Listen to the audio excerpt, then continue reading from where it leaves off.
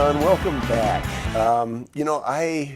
I had somebody tell me once that, and I didn't understand the phrase, but they said something like when they saw me, they knew I wasn't basically looking at them like a dollar sign that was walking up to me, and I even forget the phrase. It was probably some Eastern phrase. Dollar sign in their forehead, something like that? Yeah, something like that. And I know this happens when, for example, I refer out maybe some electrical or some stucco. I think sometimes the stucco guy will take a look at the person, and his assessment of the person will affect the ultimate bid more than the project. If they think that person's worth $10,000 or $20,000, then that's where the project bid have is going to be 20% higher because the guy can afford it. That's right. You bid the person, not the project. The project. Okay. But that never happens in real estate. Well, there's two different type of real estate. Person. Okay. There's real estate agent and real estate salesman. Okay. So depends on who you want to be. If you want to be a real estate salesman, don't watch the rest of this video because it's going to ruin your life. But if you want to be a real estate agent, I give you a couple of tips. First of all, we are in business of service. We are in business of relationship. We are in business of building a long-term relationship. On average, I make about $70,000 per client. Nice. But it's not one transaction. I wish it was. But on average, I make 5 to 7 transactions per client. And I wouldn't be surprised if you actually made more than that, because if you're including Sally, who buys from you a couple of times and then refers Uncle Fred and Aunt Jane and the cousins. I say on average. I have a client I made about $250,000 out of one person. And is only his transaction, not the family around him. I've been working with him for 20 years, and he's just keep coming because he trusted me. Right. And I trust him, and I stay in touch with him, and I am in touch with him. But I don't look at him as a dollar sign. He calls me, and he says, John, I'm looking for something like this. I said, let me look. All I'm focusing on is what my client wants. I don't look, the first thing, is this listing pay me 3% or 2.5% or 1%? I really don't care. I want to find him the right property. And if I have to get 2.5%, don't get me wrong, I want to get 4%. I'm doing this business for money, but is my client interest, my client's investment is number one. Right. If you make that number one in your business, you will be successful.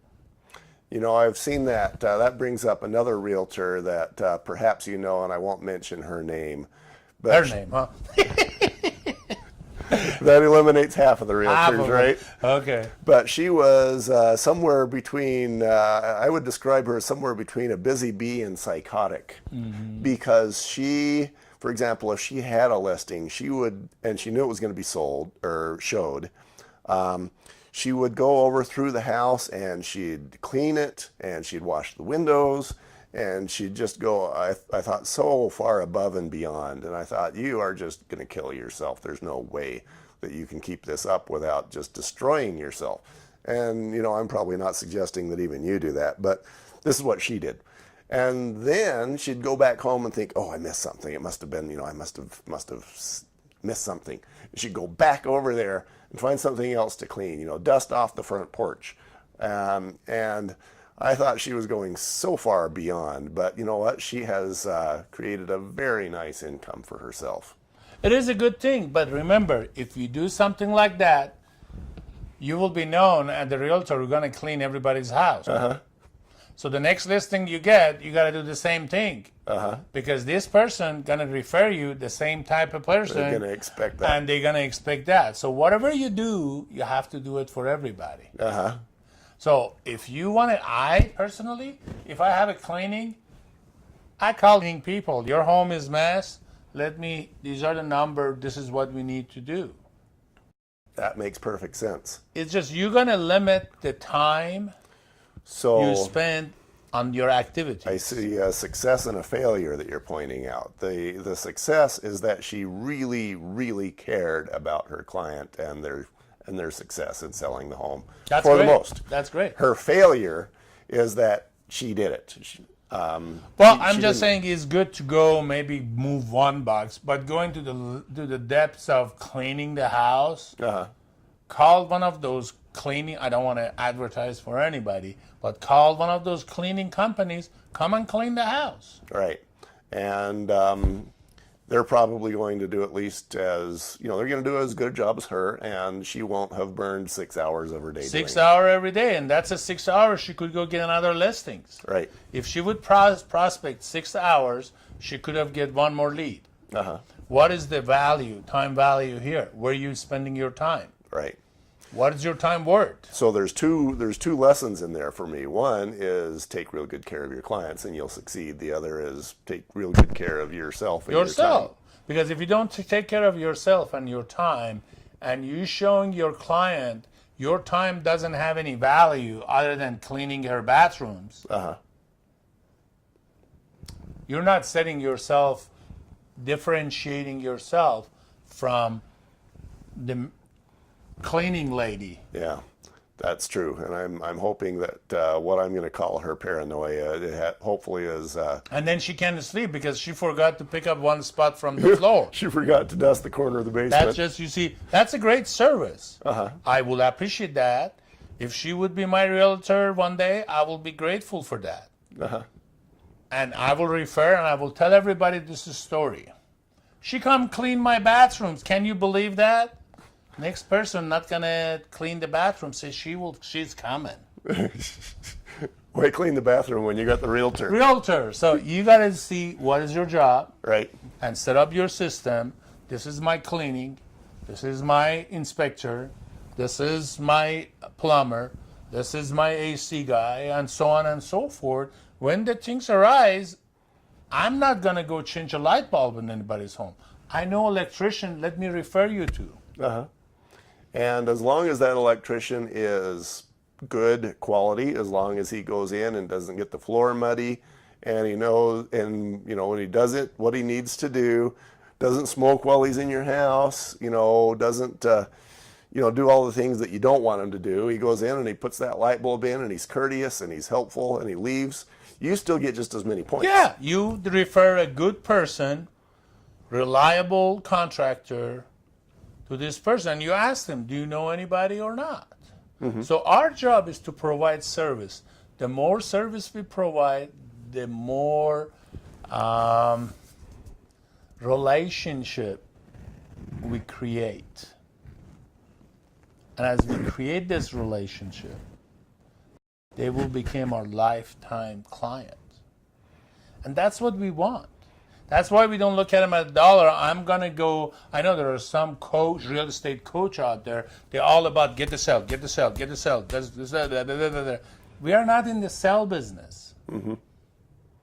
That makes perfect sense. And you could put a dollar value on that client. Maybe I'm the realtor and you're the one that wants to buy the $1 million house. And I'm thinking, hey, $30,000. But the reality is that you as a lifetime client, you're worth so much more than $30,000. Yeah, if the person have a $1 million to sell, next year maybe have a $2 million property. Yeah, well, next year he wants to buy a $2 million property, and 5 years later he's going to buy 5. Or maybe have a cousin or uncle or aunt and whatever, who knows. But I don't look at them that way. I will let them know right up front. Believe me, I will ask you for referral. Because my business is run by referral. So don't be afraid if I call you, I said, do you know anybody want to buy or sell? But I tell you, I won't call you every day. So you're okay. For me, I set up the tone to be called, to be asked for a referral. But I will let you know it's not going to be every day. Right. Once in a while, I'll call you. And they'd be okay with that. Right. But it's not like $, you're only a client, I'm going to kill you this time and drop you in the ocean, And you're on your own, buddy. Yeah. Yeah, this goes me back to even a hairstylist where I was talking about the dollar value of a client. And she says, you know, the light clicked on in me. I realized that this is more than a $10 hair tint. This is a potential lifetime client that's worth thousands of dollars potentially to me. My wife used to be a hairstylist. Look at me now. Yeah, I get one too many haircut, and I'm stuck with her. Yeah, well, I've gotten one more haircut than you have. Yes, you did. Okay, thank you very much, Sean. I you. hope you've been helped. And if you want to get a hold of this awesome guy, I'll have his contact information on the page. All right. I appreciate all of you and wish you guys a great day. Thanks, Sean. Thank you.